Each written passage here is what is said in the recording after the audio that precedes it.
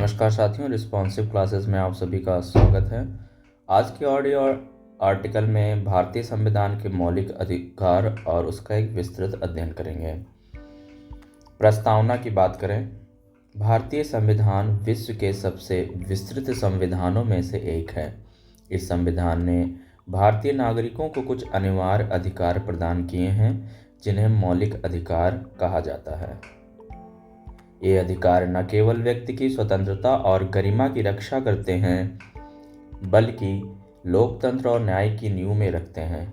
मौलिक अधिकार भारतीय समाज के सर्वांगीण विकास और व्यक्ति के संरक्षण के लिए अत्यंत महत्वपूर्ण है। मौलिक अधिकारों की परिभाषा। मौलिक अधिकार वे अधिकार हैं जो संविधान द्वारा हर नागरिक को प्रदान किए गए हैं और राज्य उन्हें छीन नहीं सकता। इन अधिकारों को न्यायपालिका द्वारा संरक्षित किया जाता है। अगर किसी व्यक्ति का मौलिक अधिकार राज्य द्वारा उल्लंघित होता है तो वह सीधे उच्च न्यायालय या सर्वोच्च न्यायालय में अपनी अपील कर सकता है। मौलिक अधिकारों की उत्पत्ति और ऐतिहासिक पृष्ठभूमि। भारतीय संविधान में मौलिक अधिकारों की अवधारणा का विकास पश्चिमी लोकतंत्रों, विशेष रूप से अमेरिका और इंग्लैंड के संविधानों से प्रेरित होकर हुआ है। भारतीय संविधान निर्माताओं ने अमेरिकी संविधान के बिल ऑफ राइट्स का अध्ययन करके भारतीय नागरिकों को मौलिक अधिकार प्रदान किए। इन अधिकारों का मुख्य उद्देश्य स्वतंत्रता संग्राम के दौरान भारतीय जनता के द्वारा झेली गई असमानताओं और दमनकारी नीतियों को समाप्त करना था। मौलिक अधिकारों का संविधान में स्थान। भारतीय संविधान में मौलिक अधिकारों को भाग 3 में शामिल किया गया है। अनुच्छेद 12 से लेकर अनुच्छेद 35 तक इन अधिकारों को उल्लेख किया गया है। इस भाग को संविधान की आत्मा माना जाता है क्योंकि यह व्यक्तियों को उनके जीवन, स्वतंत्रता, समानता, प्रतिष्ठा की सुरक्षा प्रदान करता है। मौलिक अधिकारों के प्रकार। भारतीय संविधान ने निम्नलिखित 6 मौलिक अधिकार प्रदान किए हैं। पहला, समानता का अधिकार, राइट टू इक्वालिटी। यह अधिकार सभी नागरिकों को कानून के समक्ष समानता और सरकारी कार्यों में भेदभाव रहित व्यवहार की गारंटी देता है। इस अधिकार के अंतर्गत निम्नलिखित अनुच्छेद आते हैं। अनुच्छेद 14, कानून के समक्ष समानता। अनुच्छेद 15, धर्म, जाति, लिंग, जन्म स्थान आदि के आधार पर भेदभाव का निषेध। अनुच्छेद 16 में बताया गया है सार्वजनिक रोजगार में अवसर की समानता।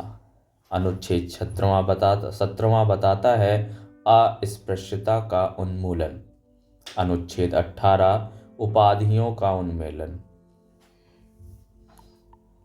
दूसरा आता है स्वतंत्रता का अधिकार, राइट टू फ्रीडम। यह अधिकार भारतीय नागरिकों को व्यक्तिगत स्वतंत्रता, विचारों की अभिव्यक्ति और जीवन की सुरक्षा प्रदान करता है। इसके तहत निम्नलिखित अनुच्छेद शामिल हैं। अनुच्छेद 19, अभिव्यक्ति की स्वतंत्रता, सभा की स्वतंत्रता, संघ बनाने का अधिकार, स्थानांतरण और निवास की स्वतंत्रता। अनुच्छेद 20, दोष सिद्धि और दंड के संदर्भ में सुरक्षा। अनुच्छेद 21 बताता है जीवन और व्यक्तिगत स्वतंत्रता का। अनुच्छेद 21A, प्राथमिक शिक्षा का अधिकार। ये सभी अनुच्छेद आपकी प्रतियोगी परीक्षा के लिए महत्वपूर्ण हैं। अनुच्छेद 22वां बताता है गिरफ्तारी और नज़रबंदी के मामलों में संरक्षण। तीसरा फंडामेंटल राइट है शोषण के विरुद्ध अधिकार, राइट अगेंस्ट एक्सप्लोटेशन। यह अधिकार नागरिकों को हर प्रकार के शोषण से बचाता है। इसके तहत निम्नलिखित अनुच्छेद आते हैं। अनुच्छेद 23, मानव तस्करी और बलात् श्रम का निषेध। अनुच्छेद 24, वर्ष से कम उम्र के बच्चों को 14 वर्ष से कम उम्र के बच्चों को खतरनाक उद्योगों में कार्य करने से रोकना। चौथा फंडामेंटल राइट है धार्मिक स्वतंत्रता का अधिकार, right to freedom of religion. यह अधिकार प्रत्येक व्यक्ति को अपने धर्म का पालन, उसका प्रचार करने की स्वतंत्रता देता है। इसके अंतर्गत निम्नलिखित अनुच्छेद आते हैं। अनुच्छेद 25वां, धर्म की स्वतंत्रता। अनुच्छेद 26 बताता है धार्मिक मामलों का प्रबंधन करने की स्वतंत्रता। अनुच्छेद 27 बताता है धार्मिक उद्देश्य के लिए कर लगाने पर प्रतिबंध। अनुच्छेद 28 बताता है धार्मिक शिक्षा पर प्रतिबंध। पांचवा है संस्कृति और शिक्षा संबंधी अधिकार, कल्चरल एंड एजुकेशनल राइट।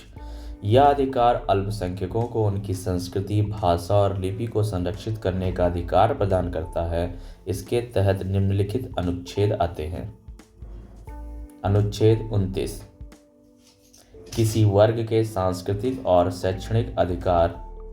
अनुच्छेद 30, अल्पसंख्यकों को शैक्षणिक संस्थान स्थापित करने का अधिकार। छठवां हमारा फंडामेंटल राइट आता है संवैधानिक उपचारों का अधिकार, राइट टू कॉन्स्टिट्यूशनल रेमेडीज।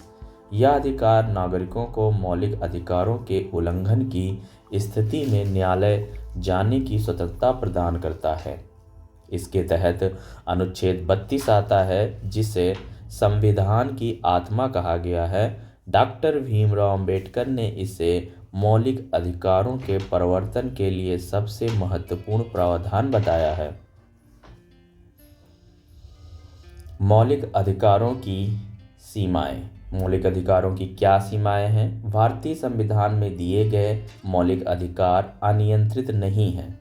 राज्य इन अधिकारों पर कुछ सीमाएं लगा सकता है जब समाज की सुरक्षा, सार्वजनिक व्यवस्था, नैतिकता और स्वास्थ्य का प्रश्न उठता है। इन सीमाओं का उद्देश्य अधिकारों के दुरुपयोग को रोकना है। अगला टॉपिक हमारा आता है मौलिक अधिकारों का उल्लंघन और उपचार। संविधान के अनुच्छेद 32 के अंतर्गत नागरिकों को यह अधिकार दिया गया है कि वे किसी भी मौलिक अधिकार के उल्लंघन की स्थिति में सर्वोच्च न्यायालय या उच्च न्यायालय में जा सकते हैं। न्यायालय ऐसे मामलों में याचिकाएं स्वीकार कर सकता है और आवश्यक निर्देश जारी कर सकता है। अदालतें रिट्स जारी करके इन अधिकारों की रक्षा करती हैं। हैबियस कॉर्पस, अवैध हिरासत के खिलाफ मैंडमस, सरकारी अधिकारियों को अपने कर्तव्यों के पालन का आदेश। सर्टिओरारी, निचली अदालतों या अधिकारियों के आदेशों की समीक्षा। प्रोहिबिशन, न्यायिक अधिकार क्षेत्र से बाहर कार्य करने पर रोक। क्यू वारंटो, सार्वजनिक पद पर अवैध कब्जे के खिलाफ। मौलिक अधिकारों के महत्व।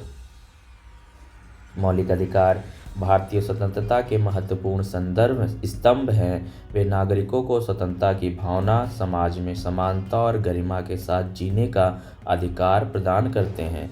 इन अधिकारों के माध्यम से नागरिक अपनी अभिव्यक्ति की स्वतंत्रता, धार्मिक स्वतंत्रता और न्याय की मांग कर सकते हैं। अंततः निष्कर्ष में हम बात करेंगे कि भारतीय संविधान में दिए गए मौलिक अधिकार नागरिकों के लिए संजीवनी समान है। यह अधिकार न केवल व्यक्ति को उसके जीवन के अधिकार की सुरक्षा प्रदान करते हैं, बल्कि यह सुनिश्चित करते हैं कि हर नागरिक स्वतंत्रता, समानता और न्याय की भावना के साथ अपना जीवन व्यतीत कर सकें। भारतीय लोकतंत्र की स्थिरता और इसके सफल क्रियान्वयन में मौलिक अधिकारों की भूमिका अत्यंत महत्वपूर्ण है। अतः यह जरूरी है कि इन अधिकारों को सही ढंग से पालन और संरक्षण हो, ताकि भारत में